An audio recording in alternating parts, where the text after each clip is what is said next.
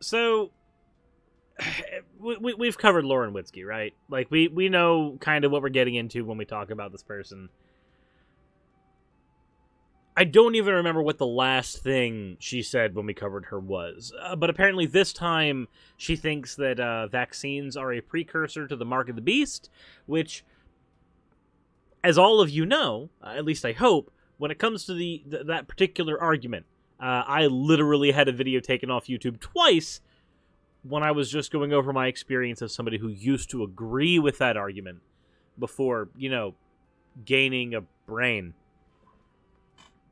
Before we get into that particular video, though, as always, let's get into the fan art section. So right here, we have a fan art from Pernia. I am not going to say the vile words that were put in the Discord to describe this photo. All I will say is, I like it. I think the slimes are cute, despite the war crimes on their faces. And the next one that we have here is from Jack the Vulture. Said, heard you were running low on fan art. So it's not so much running low on fan art. It is that we are almost caught up on fan art. There is, for those who don't know, we cover fan art chronologically. This was submitted on September 9th, and this recording is happening on September 12th. So we actually are almost caught up on fan art. So I am super proud we're able to hammer through all of that. Yes, and I made it my avatar on Twitter. Not this one, but the slime one. Despite learning the truth. The vile, vile truth of what that fan art was supposed to be. Anyways, with all that said, thank you all for your fan art submissions. If you want your fan art to be featured on a video going forward, the best way to do so is to drop it into the Discord in the fan art section. Alright, with that said, let's go ahead and see what we are talking about here. What? Who's ready to have a little bit of brain hemorrhaging? As a treat. So if this isn't the mark, what is? Well, in the Bible it says that, we would know and we'd make the decision to take the mark of the beast intentionally. Why is this so low? Okay, there's no way. Can I get that any higher? One sec. Bop, bop, bop. Try again. Try again. So if this isn't the mark, what is? Well, in the Bible it says that, we would know and we'd make the decision to take the mark of the beast intentionally. All right. So it says that you would know. Now that is interesting because I'm not 100% certain if that's true. Give me just a second. How will we know it's the mark of the beast? Ow, your ear's too loud? I can lower it down a little bit. Hold on.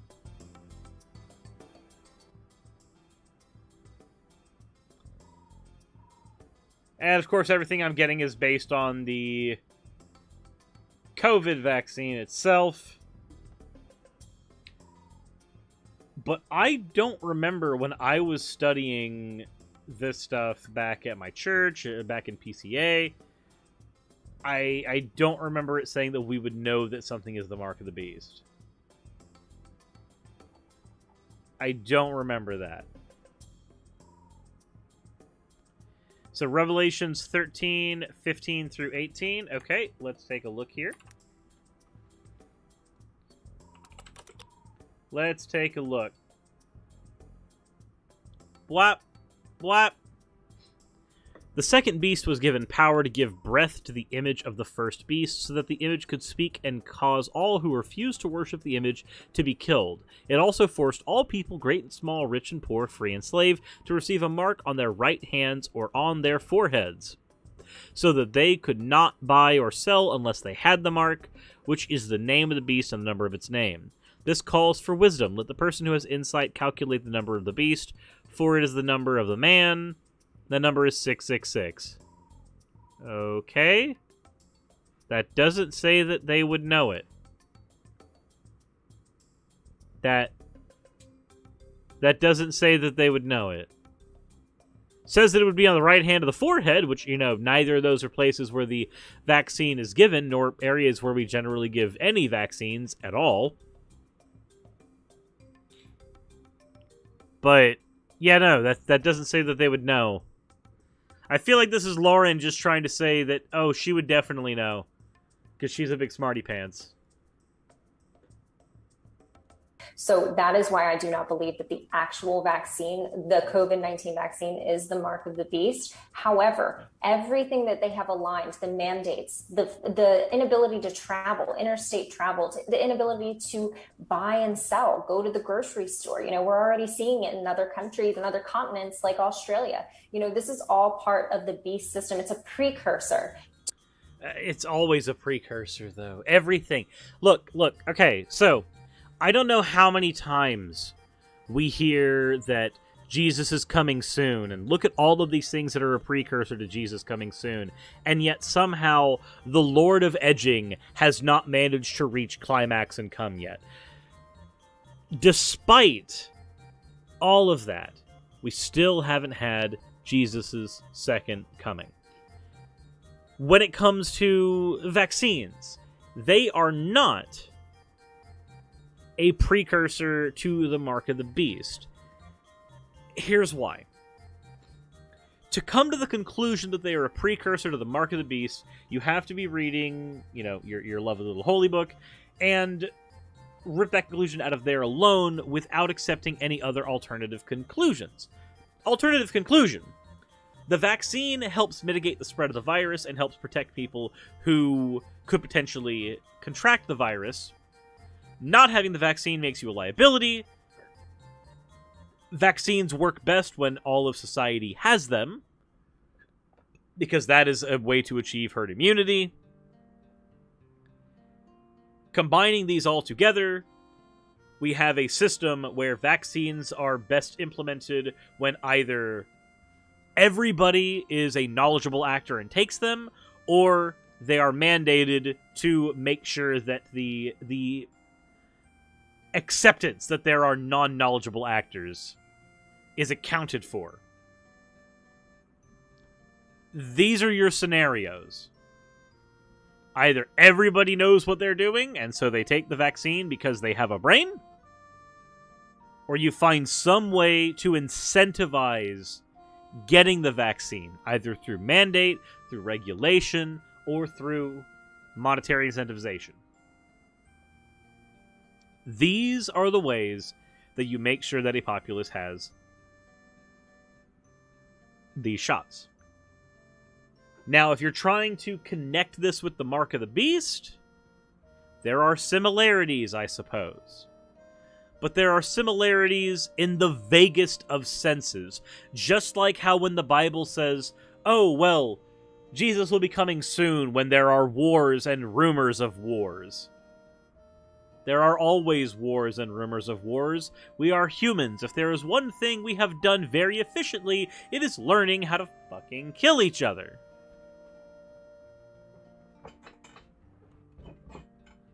Vague predictions like this, especially when with the use of Occam's razor, we can find other, more sensible reasons that these are in place outside of a precursor to an imaginary apocalypse. It is almost always better to side with Occam's razor and to avoid fantasy. To the mark of the beast that is coming next. They said that there's going to be a mass deception. There's going to be one who rises up who claims, I have the cure, I have everything. You have to drop everything and follow me. But only thing you have to do is take this mark. So what they're doing is they're setting it up. This is all a precursor to the mark of the beast. Now, I don't believe that the current vaccine is. I think that this is a mass death scale injection. A mass death scale injection? Lauren, how would you come to the conclusion that this is a mass death scale injection? Here, you know what? Let's see here. Hold on.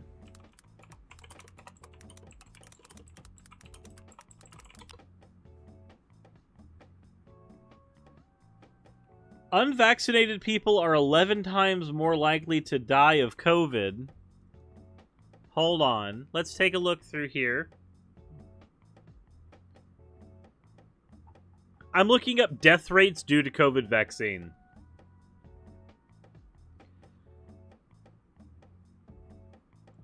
Apparently there was a claim that 45,000 people died because of COVID vaccinations. Let's see here. Oh my god, USA Today, I swear to fuck, I am going to find the servers that host your website, and I am going to do an arson on them. Stop shoving adverts at me when I just want to read your goddamn article. It's all I want to do. Please. As America's vaccination efforts push on, some opponents continue to spread unsubstantiated stories of vaccine dangers. Recent confusion has been fueled by claims made in a discredited lawsuit. On July 19th, attorney Thomas Renz filed a lawsuit against the U.S. Department of Health, which is an organization, he spread it on behalf of America's Frontline Doctors, an organization known for spreading misinformation about vaccines and COVID treatments. Okay. Let's go ahead and check this out real quick. What do they mean?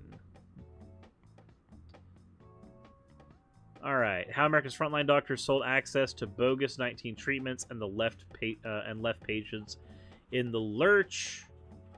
How long is the article? There is a lot here. Okay. Oh my god! It is about ivermectin! It's a fucking pseudoscience peddler. Trying to say that an freaking anti-parasitic agent is going to help you in your anti-viral works. No.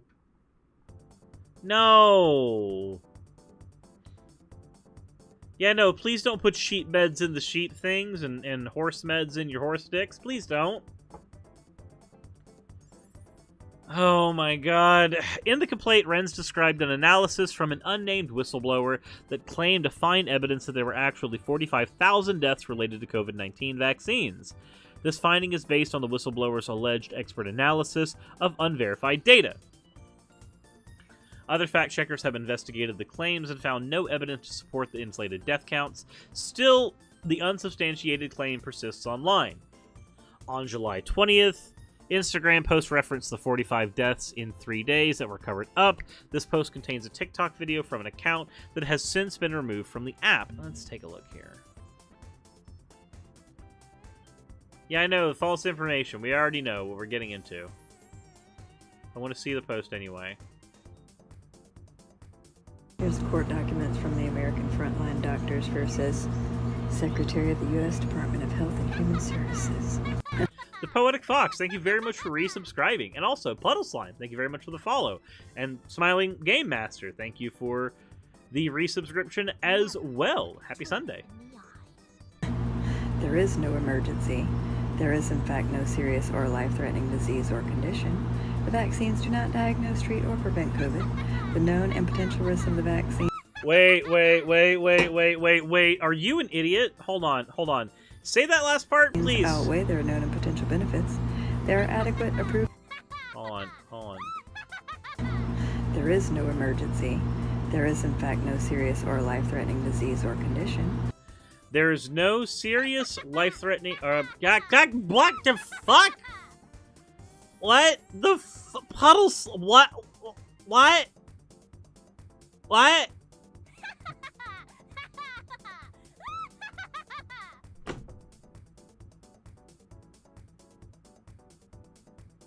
Puddle Slime, thank you so much for gifting 20 tier 1 subs. What? How? Why? Who has that kind of money? Who? Also, Smiling Game Master, thank you for gifting 10 tier 1 subs again.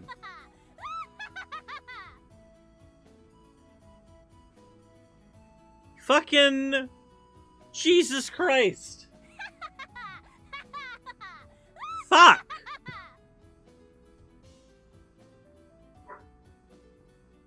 And Hidden Marty, thank you for the 100 bits.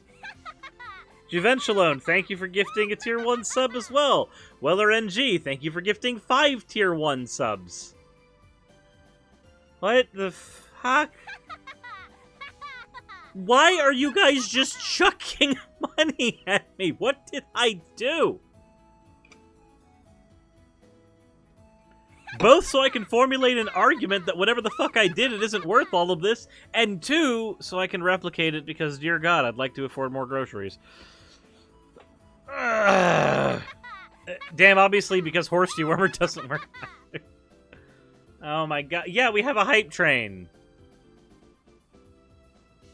We have a level 5 hype train. Apparently. That's where we are. Buzz Slime says first time here too. Yeah?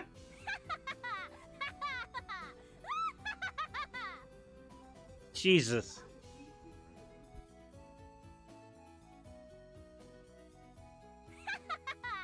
Oh my God, shut up and take our money. Yeah, I guess I will. Fucking hell. I have a feeling YouTube will come down on this video when it goes up there, so I'm helping in the future. Fair, it's probably not going to be monetized, all things considered, knowing what YouTube has a tendency to do with these types of videos on my channel, or it'll just be hit by their algorithm. Who knows? Who knows? We'll figure it out. We'll figure it out. Anyways. That is a lot. That is a lot of laughing. Gonna lower OBS's volume just a little bit more. There we go. Okay. Okay. Jesus, you guys. I'm just trying to sit here and cover weird people doing weird things. And here y'all are, being generous as hell. Holy shit.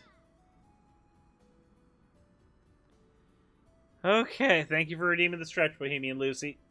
Ow. Okay. Back to here. Anyway, woman says there is no emergency, despite the fact that we have plenty of information about COVID to show that there is, but continue. The vaccines do not diagnose, treat, or prevent COVID. The vaccines do not diagnose, treat, or prevent COVID? You know what a vaccine is supposed to do, right? In this case, like the mRNA vaccine, it's not for preventing COVID. It is for preventing COVID from hurting you. It is for preventing COVID symptoms. The diagnose part? I have a question. Chat, please, just for a second. I really, really want to know. Also, Bottle Walls, thank you so much for the follow. How in the fuck would a vaccine ever be used to diagnose COVID? Or diagnose anything? Who the fuck thinks that a vaccine is supposed to be used for diagnosis? Who in their right mind thinks that?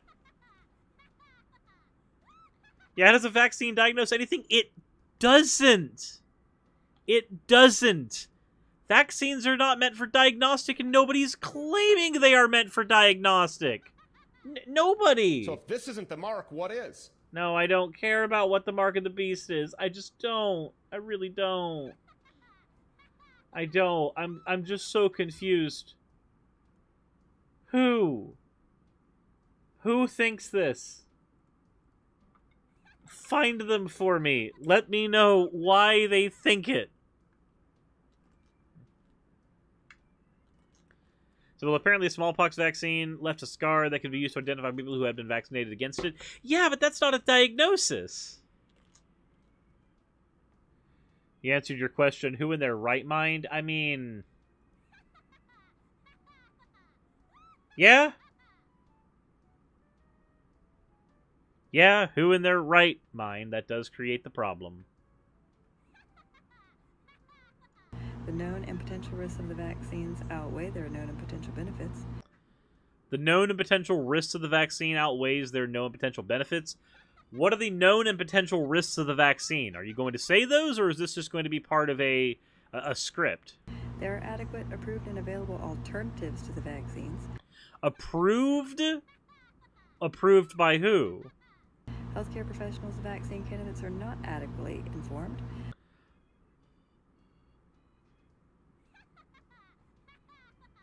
Okay, hold on. So I need to check a thing here. I think I've discovered the problem.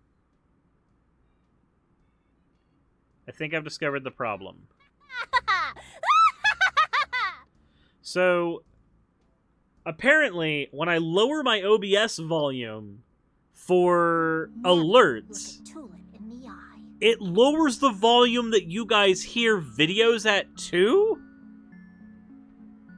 That is bonkers stupid. I'm going to pause the alert box for the rest of this video.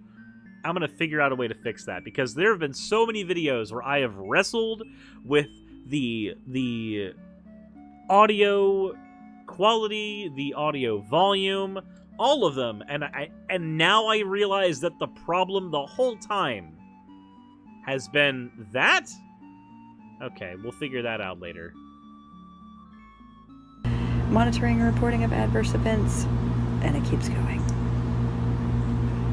See that whistleblower testimony? That's that 45,000 deaths they were talking about that they removed, you know? Or covered up. Same shit. Removed or covered up. Okay, but let's see here. The post contains a TikTok video from there. Despite the claim's persistence, there's still no evidence that thousands of people died from the vaccine. The Instagram user told USA Today she stood by the statements in the video and believed illnesses related to vaccination complications were being falsely reported as COVID cases among the unvaccinated. But again, that's not supported by evidence. Oh, does she say that vitamins treat COVID? They want to protect the people under 18, the people that have already had COVID, and the people that need to be able to give true, voluntary, informed consent. Pause. You're not informed, ma'am. This is a Wendy's. And read. It's good stuff. Talks about how they dialed the PCR test all the way up so everything was positive. Just to fit the narrative, you know? And it goes through everything. Okay, so ages ago, there was a claim that COVID deaths were being misreported repeatedly, and people still stand by that claim. I did a video ages ago debunking that, going into the actual methods, because here's the thing. The CDC publicly announces what methods they use to determine what is labeled a COVID death. You can do it yourself right now. You can check on the CDC website to see what can be labeled a COVID death, which basically throws out most of this claim to begin with. The fact that that is publicly available information that is counter to what is said in the lawsuit, and the fact that this lawsuit failed. There's that too. Just throwing out there. I think we're done with the woman's video, honestly. If she wants to say that fucking apparently she says vitamins help stop COVID, that's not how that works. The CDC has not reported 45,000 vaccine-related deaths on any of its major reporting systems. Martha Charnin, a spokesperson for the agency's vaccine task force, told USA Today that the claim that 45,000 deaths has no merit. To date, the CDC has not detected any unusual, unexpected patterns for deaths following immunization that would indicate that COVID vaccines are causing or contributing to death outside of the 3 confirmed deaths following the Janssen vaccine. In April, the CDC and U.S. Food and Drug Administration halted the rollout of the Johnson & Johnson vaccine after a rare blood clotting issue was linked with the vaccine, and was linked with 3 deaths. The FDA then lifted the pause less than 2 weeks later when the agencies determined the vaccine's benefits outweighed its risks. Said Pfizer is testing a drug to beat COVID infections not tied to vaccinations. The CDC has several vaccine safety monitoring systems. Again, I just pointed that out. Yeah, no, okay, so if there are any mass deaths happening, they are not happening because of the vaccine. Again, we only have a handful of deaths. I think it's like 6 now, but this is an older article. I think it's like 6 now. Past the several millions of people who have been vaccinated, I think there are 6 deaths. And it's due to those blood clotting issues, which means that there were likely complications with the people to begin with. Now, 6 is a smaller number than 45,000. 45,000 is a number to panic about. 6 is bad. 6 deaths is not good.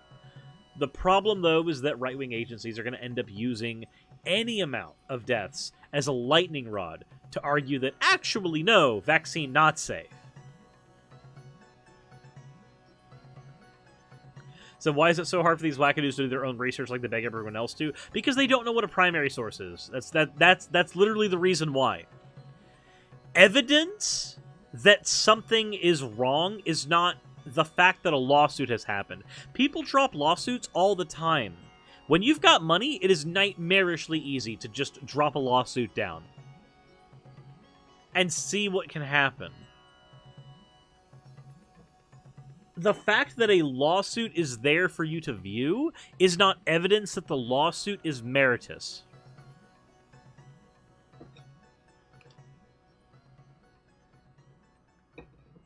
But here's what happens with research, and we'll get into this for a second. That way I can do more than just shitting on Lauren. What happens is they have an idea, and you know what? I think there's a wonderful clip I want to show you that showcases exactly what goes on. Okay? Give me just 1 second.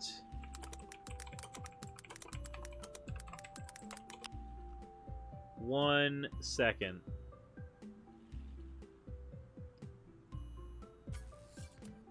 Because there is a very particular segment that I want to find. I think this is it. 1 sec. Let me make sure. No, that's not it, right?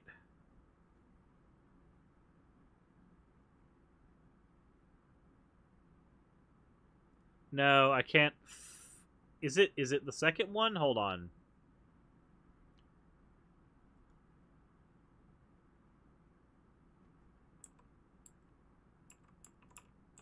No, I don't think it's in this one. Okay.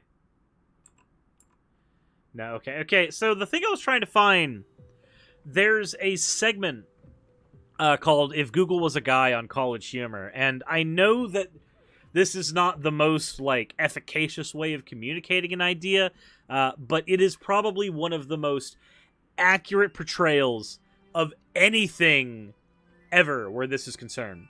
And I guess if I can't find it, which sucks because I wanted to find it and play it for you guys, I'll just explain what happens. Girl walks in and sees Google. In this episode, Google is portrayed by an actual person. Celtic Heathen, thank you very much for giving me your points for an oh well. Snowstorm the Fox, thank you very much for the follow. And Zelgus, thank you for the follow as well. But she comes in and says, like, vaccines don't work. Or vaccines aren't real. Something like that. And Google goes, no, vaccines are real. Okay, yeah, no, it was vaccines cause autism. And then she goes, here's 10,000 results that says that they don't. She goes, no, vaccines cause autism. Okay, here's one result that says that they do. And she grabs it and goes, I knew it, and walks away. And that's confirmation bias. You walked in wanting to see that vaccines cause autism, and you grabbed the one source that said that they did, despite the fact that every other source says that they don't. And more importantly, sources with proper citations and that are cited by other articles are the ones that say that they do not cause autism. when you are looking for sources, there are a couple of things to consider. One, is it a primary source? Is it from somebody or something that was there at the time of reporting? I am not a primary source on anything. I cannot be a primary source, as I will not be at the precipice of news when it's happening. I will not be at an event when it is happening, in most cases. I am not a primary source. I am at most a third-hand source. A secondary source would be if I was reading a paper off to you, then I could be a third-hand source. But if I'm grabbing something from memory, no, I'm not primary at all, any way, shape, or form. So first see if the source is a primary source, especially if we're talking about news stuff. Then see if that source is cited anywhere. This works really well when you're looking up scientific papers. See if that paper is cited, and see what kind of papers it's cited in. Is it being cited as something that should be discredited, or is it being cited as a building block of further research? If a paper has 212 citations and it's being cited as a building block for research for another paper, and that paper happens to be in an accredited journal like Nature, that is probably a good source to use. If a paper has 10 citations and 5 of its 10 citations are in journals that are not accredited and are part of like AIG, more than likely that is not a good source to utilize.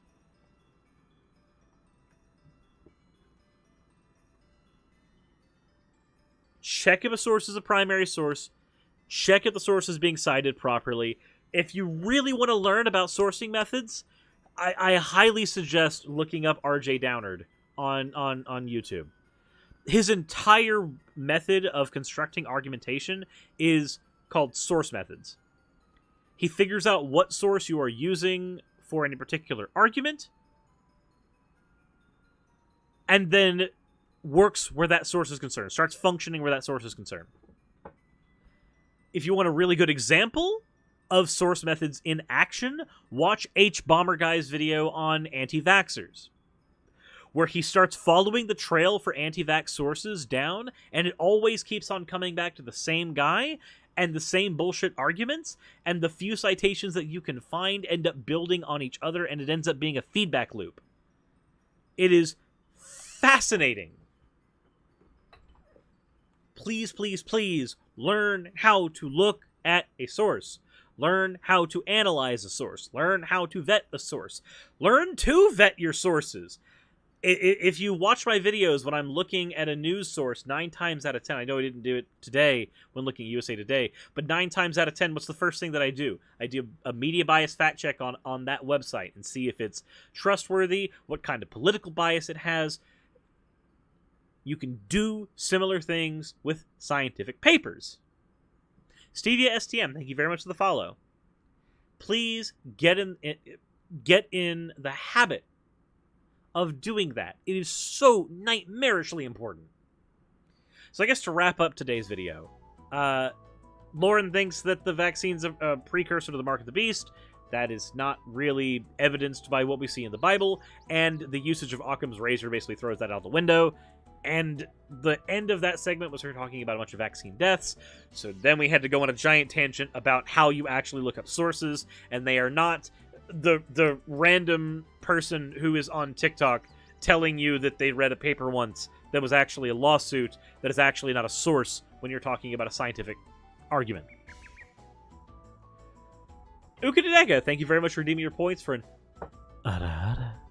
you fucking monster.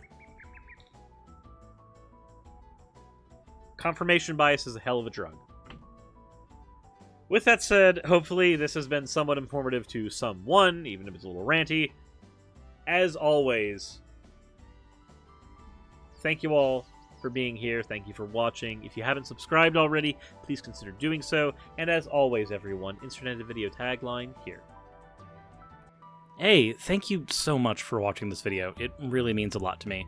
If you want access to behind-the-scenes content for the channel, please consider checking out my Patreon. I do weekly vlogs over there, where I give real-life updates to what's going on behind the scenes on the channel, stuff that you don't really get over here, and even on Twitch. Patreon also helps the channel's stability a whole lot.